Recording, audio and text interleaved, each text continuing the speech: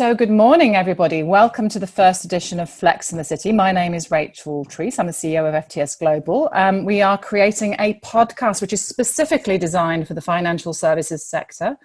We are going to be interviewing some fantastic leaders from right the way across the globe, really to tell us about their own journey, the companies they work for, and what they think will make financial services better.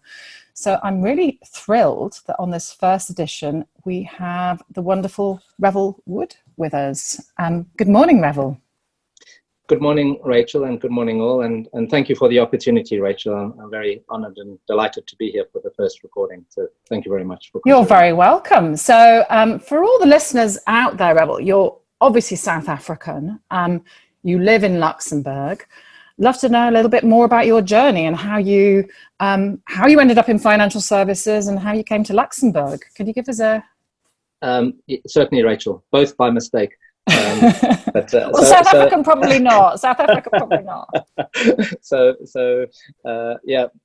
Born actually Zimbabwean, but as I do tell people I'm South African. Grew up South African, from a mining family, mining middle class family, and after the military, did my national service, and after the military, had started my career as an entrepreneur, importing jewelry from India, Thailand, and the UK, which is how I put myself through university, either working in bars and waitering and running a small jewelry import business. Wow. I'm probably taking a step back, which is one of the things that defined, I suppose, my character and avid passion for diversity inclusion. This is a really important point. I was blessed with parents, although who were a middle-class mining family, didn't agree with the apartheid system and sent my brother and I both to a church school, which at the time in South Africa, if we'd have gone to a state school, it would have been white only. We went to a multiracial church school, who actually, Bishop Tutu was the dean at the time. Wow, was that quite unusual at the time? It was, as is, I suppose, what would be called public schools in the UK or private schools. Was more for, I suppose, the affluent.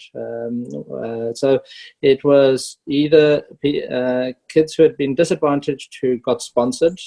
So we had some, local kids from poorer backgrounds, but mostly it was for affluent families, which is not the great side of it. But what was unusual is to be in a multiracial school in what was where we were in the south of Johannesburg. It wasn't always pleasant on the rugby field or other sporting events where we are seen as outcasts sometimes in apartheid South Africa. Then 2 years later, I was in the military, fighting for a white South Africa, which huge contrasts at the time, and defending. I didn't have the conviction of one of, I won't mention him by name, but one of our head boys who, as a conscientious objector, was willing to go to prison for 6 years for his beliefs. I unfortunately wasn't as strong in my conviction and did the 2 years military, but I didn't believe in the system at the time. But what was important, which coming back to the story of diversity inclusion, during my school holidays, my parents did the same for my brother and I. They offered us, in addition to this multiracial schooling, a ticket overseas to see how the rest of the world lives. At the age of 17, I got on a flight and went and backpacked around Europe to see, a more open society. And in order to do that trip, they said, you have to work for your own pocket money and or travel money.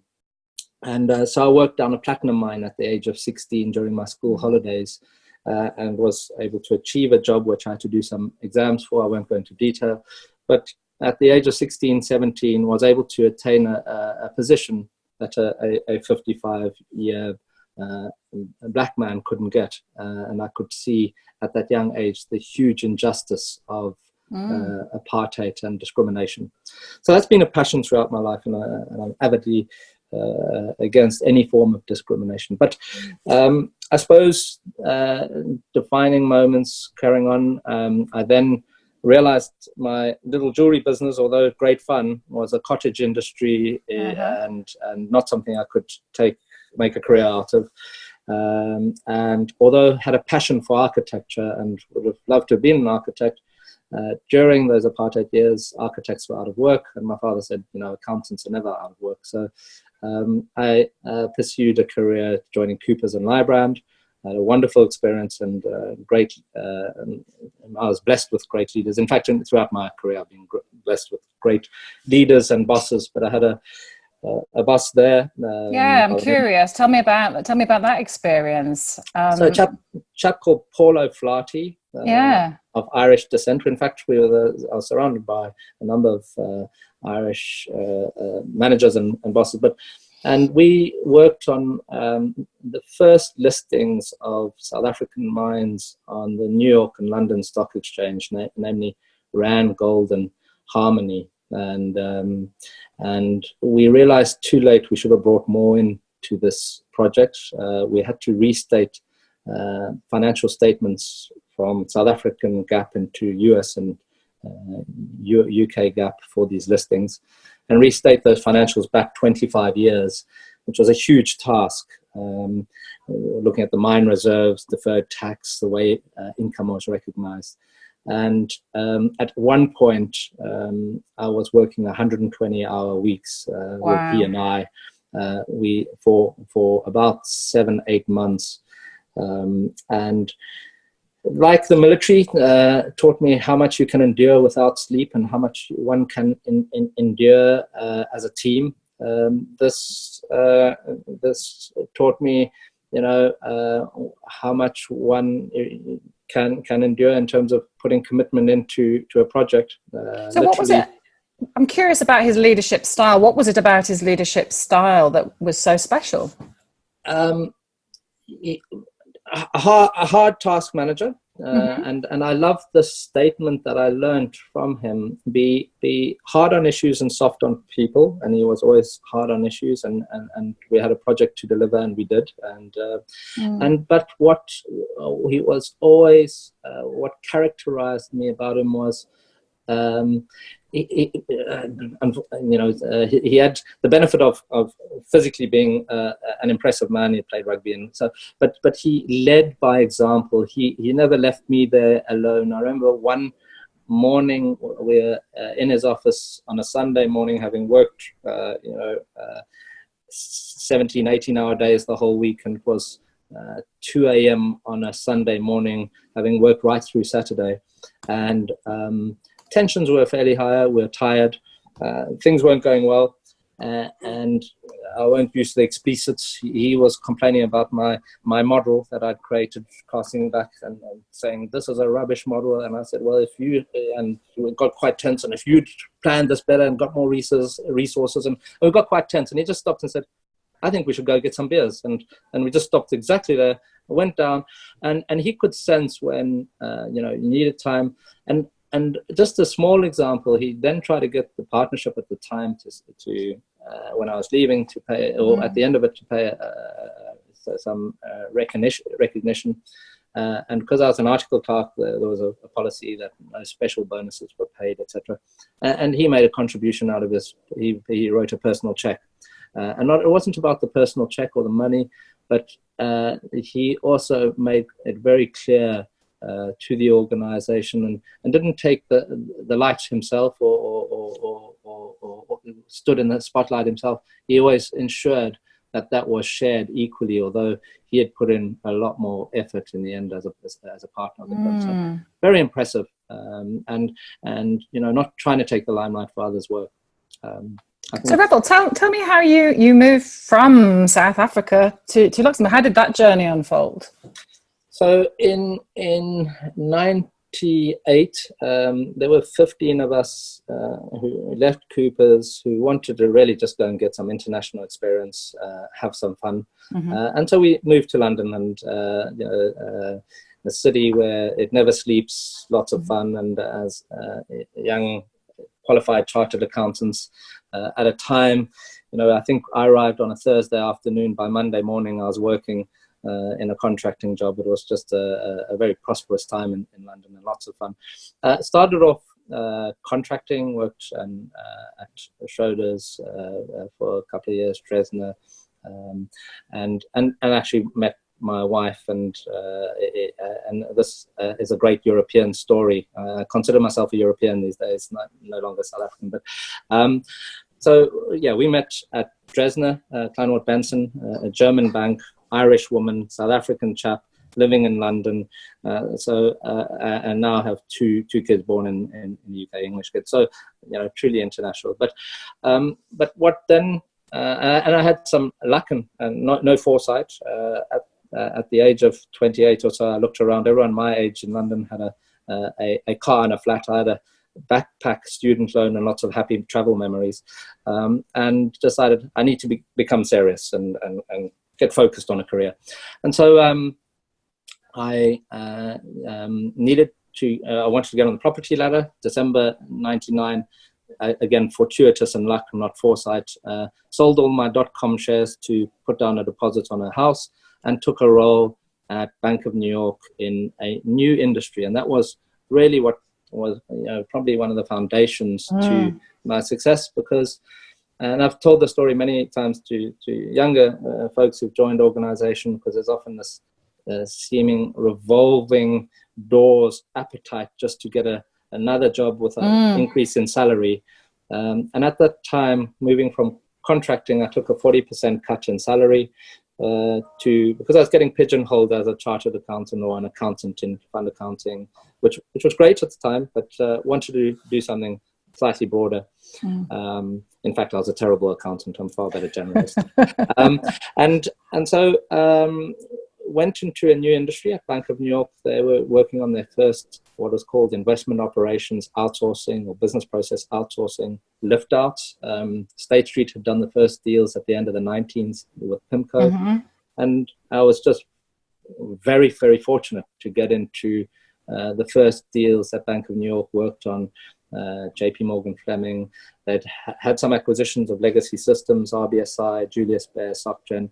And so I ran a middle office accounting team in the days when middle office outsourcing was in its infancy. And so I did that until September 2004, where I was headhunted to go to Northern. But again, that was really just fortuitous that I got into industry, and with then 4 years of experience in a 5-year-old industry, was considered experienced. And had, again, I just came back to leadership and bosses. I had a wonderful boss there who'd been seconded in from New York, and just an incredible man in terms of how he could bring people together. And some of those lift out projects were incredibly intense, and so the workload was high, but how he could bring the human side, just simple things by coming in and checking on you, patting you on the back, saying some kind words, bringing in popcorn in the mornings, etc. So, yeah, and so would you say that those skills that you experienced with those leaders in that period are still relevant now for millennials? Very much, very much. And it comes back to that same phrase I used earlier. I think leaders often today confuse or mix and back to that key phrase that I try to use regularly: hard on issues, soft on people. Leaders don't necessarily always want to bring out the issues or expose risks and concerns, and don't if you don't create an environment where again, back to diversity inclusion, where people feel safe to express their concerns, raise issues, and put them on the table, and then you deal with the issues and don't mix it with emotion and personal, don't personalize it. And then make sure on the other side, on the personal aspect of it, that you value people, you trust people, you empower them, you give them the freedom and ability to do their jobs with trust. And when they make mistakes, point those out in a constructive way. Avoid a blame and exposing people in public, as I've seen too often in our industry. And by doing that, you build people's confidence, you build their trust, and typically they come to work more motivated and empowered to do great things. Absolutely. So before we talk about your new venture, which I'm very keen to talk about, I've been really interested in your story, Revel. I'd like to ask, what would you describe are your core values? You clearly have very clear core values. What are they? Yeah, so one, and this is an odd one to put out first, but it's probably in the forefront of my mind, in that I've learned a little bit of this again over the last 9 months from a recent experience, is humility. Finishing off the story, I came to, at Northern, I became the global head of derivative product by luck and fortuitous, and then with Northern moved to Luxembourg as a deputy MD, and then was fortunate to be appointed CEO of RBS, and then took that and grew it, and under Fundrock, and we grew 4 times in 2.5 years, expanded into new markets, and you start to think, well, I'm pretty good. I'm pretty fantastic at what I do, and then events that happen that change that and bring back some humility. And I think humility is an important thing, and I don't think there's enough of that in the financial industry.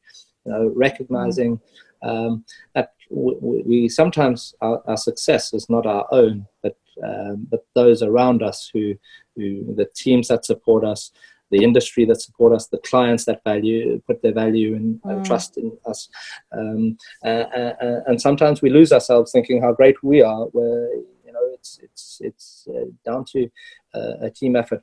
And then some of the other things that are probably coming out there is, I passionately believe in team. I passionately believe in equality and treating all fairly, back to the point of I loathe any form of discrimination, and sadly there is still discrimination, whether it's class, whether it's what schooling system you went to in certain fields and industry, and particularly in the front office areas in London and New York or Paris, rather than talent and ability. There's a number of things, but and what's also important, and increasingly important somehow as I get older, is a family and respecting those that are around us, to ensure that there's proper balance, something actually, Rachel, I'll call out, that you've taught me, and you've given me a lot of support, and I really appreciate it, particularly over the last few months, is that taking a step back. I found myself working way too hard, way too many hours, and taking a step back and getting that balance, that family time, time with friends. There's a number of things that come out there.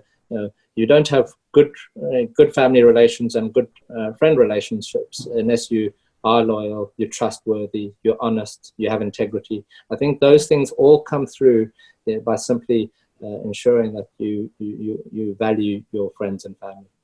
Absolutely. So you're now at a very exciting juncture of your life. I'd love to hear a little bit more about One Group. Could you tell the listeners and me a little bit more about One Group? Who are you? What do you do? What's different?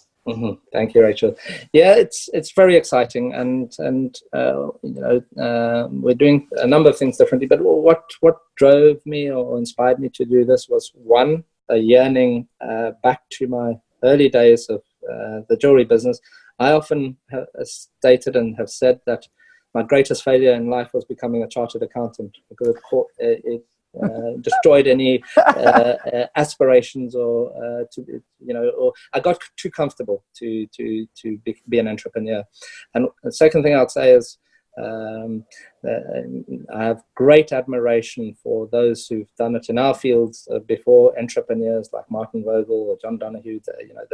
I have huge admiration for those who've done it before, because it wasn't as easy and simple as setting up a jewelry business and a stand, and setting up a regulated financial business. But first of all, quickly, what is the business and why we set it up, and then how I think we want to be different. So the business is one group solutions, and one group, someone said we should have called it four, because it's actually four business lines. So we've got one fund management, a third party AFM and Manco business, one corporate, which is a corporate solutions business doing corporate secretarial, domiciliary, and directorships. We don't offer the directorships, we'll partner with others. The third is a regulatory compliance consulting, so one regulatory. And the fourth, and probably most exciting for me, is one technology, where we're building technology for ourselves, but we'll be selling that to other fund management companies, primarily focused on the governance and fund management space. And what differentiates us, we talking about next generation and evolutionary business. We don't want to be the disruptor and cause chaos, but we want to evolve quickly with the industry, and there's a lot of evolution in the industry with new regulation. And how we see ourselves as next generation, I suppose there's three primary points. So, and not necessarily in this order, but one is technology. So we've partnered with Microsoft and built what I believe a truly market-leading technology for governance in the fund management space. Two is we've had the absolute blessing of being able to not have to go out and hire people, but we've had so many people approach us, and we've been able to handpick, select a very talented team of individuals who are a bit disillusioned with the way the industry's gone in organizations and hierarchies. So I'll come back to that in terms of culture and how we're different. But we've got a little bit of a Google garage startup story, and I don't I think those guys and those fintechs, the Amazons, the Googles have done incredible work, but and on a much smaller scale. But we've had people working pro bono who've resigned from their roles based on trust, without contracts in place, who've just wanted to come and help build this, and it's just given us a great culture of desire to build something that we're all proud of. And then the third thing is process and culture. So, not bogged down by hierarchies, bureaucracies. We have no titles. This will sound odd for listeners. No reporting lines other than for regulatory purposes, conducting officers and directors, and empowering people to be self-managed. And again, that has created a unique atmosphere, which I believe for the younger generation, and I can't talk because I've got grey hair and I'm older generation, I'm starting to sadly say, but I think we can be very different in terms of the way we operate and the culture we have internally, and therefore how we impact those that we interact with, whether it's the clients, our industry partners, etc. I think that's going to make a big difference for us. Very good. I'm going to have to press pause because my... So Revel, that sounds really, really exciting. It sounds like a teal organisation. Was that your vision when you decided to go that direction? Ashamedly, I have to confess, no, because I'd never heard of teal until about 5 months ago. And our business partner and a fantastic leader, Janusz, who started Microsoft, and again, it's someone I admire who did it himself, an entrepreneur, we're partnering with to develop our technology. We went out, and he's got a big team in Krakow. Their business is US based, so they work with very large TAs predominantly. But they introduced us to this concept of teal, and we all, and I haven't done this justice. I should really bring in my business partner, co-founder Steve Bernard, and I. So Steve and I, who set up the business, and has a long-standing relationship with Janusz and Microsoft. And let me just touch on that, just if I may. So Steve and I, for those who don't know Steve or I, Steve was the CEO of Khan locally until recently, and so we were fierce competitors, and it was quite unusual for two fierce competitor CEOs of probably the two most successful management companies in Luxembourg, to, in the background, have built a friendship over many years. It started at the Fund Forum, where we were paired up at a KPMG petanque event, and we somehow won the event, and we jokingly said, well, if we can win petanque, imagine what we could do in the industry. And here we are 7 years later, warming up and building a business. And Steve has a unique capability, and I've not seen it often to the extent that he can do it, of really building trusted long-term relationships. And one of those trusted relationships was with Metrosoft, the founder of Metrosoft, Janusz, and the team at Metrosoft. And so they've been very supportive and gracious as they've helped us build the technology. A lot of the work to date has been pro bono, but we're formalizing this joint venture with them. But we went out, and that's where we first saw this concept of teal, which I'd never heard of. And we had, as I started saying, some frustrations. I've worked in many big corporates, and I've been blessed with great organizations. But over time, one starts to see some of the inefficiencies of, and they're needed the larger you get, of course, you need corporate structures and reporting lines and hierarchies. But we'd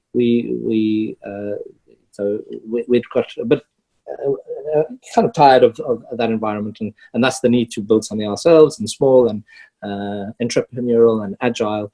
And then we discovered this teal concept, and just really fell in love with it. And the idea that you really empower people without the need for titles. What's interesting is the industry doesn't accommodate it. So go and try register for any event. I won't name any, but any event. And the mandatory field you have to put in as a title. So the industry is forced to then go back to titles. So we've because everyone will have ownership in the business, we've just decided on a generic title of partner. Everyone in our firm will be a partner of the firm, and therefore we have something to fill those boxes. To fill the box, absolutely. Yeah, to fill the box. Absolutely. Well, Revel, I think you and Steve are going to be phenomenally successful. What I'd love to ask you is, if you could wave a magic wand, or if you had a wish for the financial services industry, what is the one thing that you think would be a game changer to really improve the whole industry? So I think the very first thing, and I've said this a number of times through my leadership positions when I took on roles at RBS and Funrock, and communicated to the broader team. I think sometimes we get ahead of ourselves and we forget why we're here. And this might apply more to the management company, but I think it could be generic across the industry. We've got people's livelihoods. I think that, let me come back. One of the most difficult things for me in what we do is you don't see the end result of what you produce. So an architect, going back to this desire to have been an architect, you can see the output of your labor. There's a beautiful building or something that's constructed. But in financial services, we don't see the output.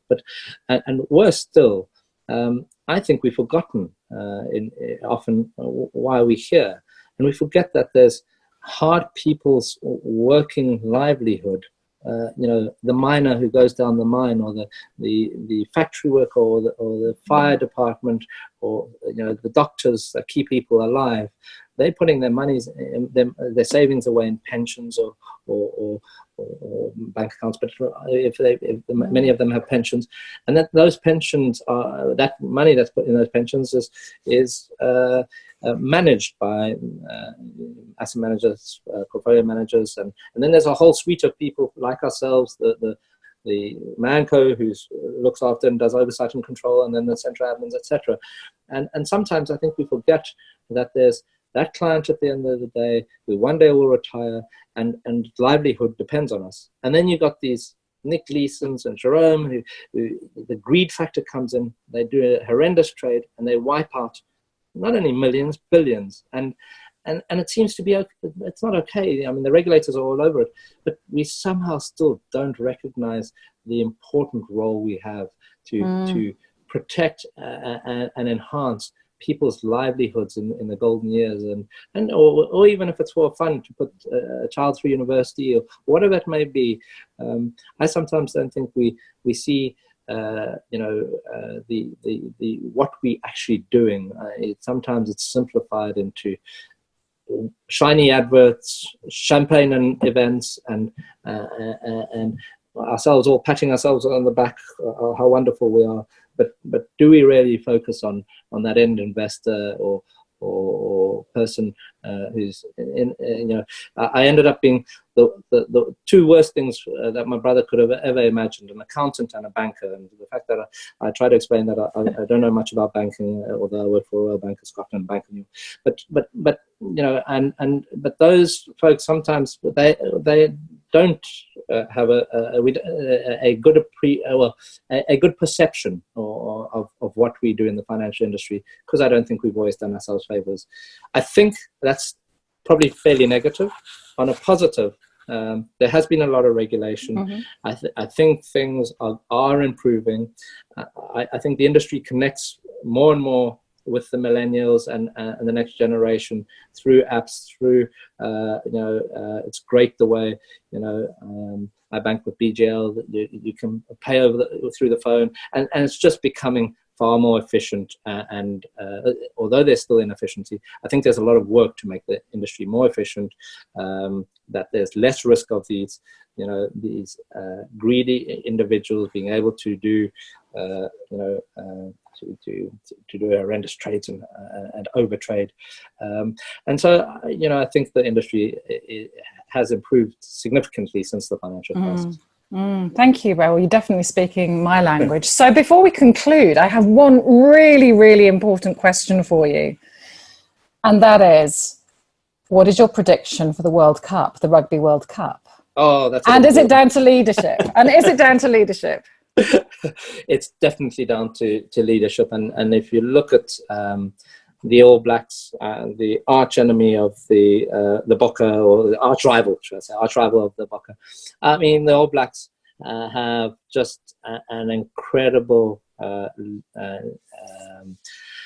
value system and leadership, and I just, unfortunately, I should have remembered the book that was written, and there's great stories how after the last World Cup they've won the final, and they go back and they clean the stalls. The players themselves aren't too proud to leave it to someone else to clean up after them, and then went out to celebrate. And so when they put on that jersey, they represent their country, and I think in all sport, and so my prediction is I think the strongest two teams, most likely on paper, are the All Blacks and England. My wish is for the Bokke, the South Africans, to somehow pull it off, or someone who hasn't won it before. Japan would be great, or Ireland, or one of the others that haven't won it before. But what's really great is it's a wide open tournament this time, not dominated by the three Southern Hemisphere teams. It's really anyone's title on this occasion. Very good. Revel, thank you so much for being our first guest on Flex in the City. We naturally wish you and Steve all the very best with your wonderful new venture at One Group. Thank you so much, Rachel. Really, and wishing you great success with Flex in the City. It's a great concept and great idea. Well done. Thank you. Thank you. Thank you for listening to this episode of Flex in the City. On our next episode, I'll be talking to Ian Holden, who is going to be talking to me about how financial services organisations can learn from the art of football.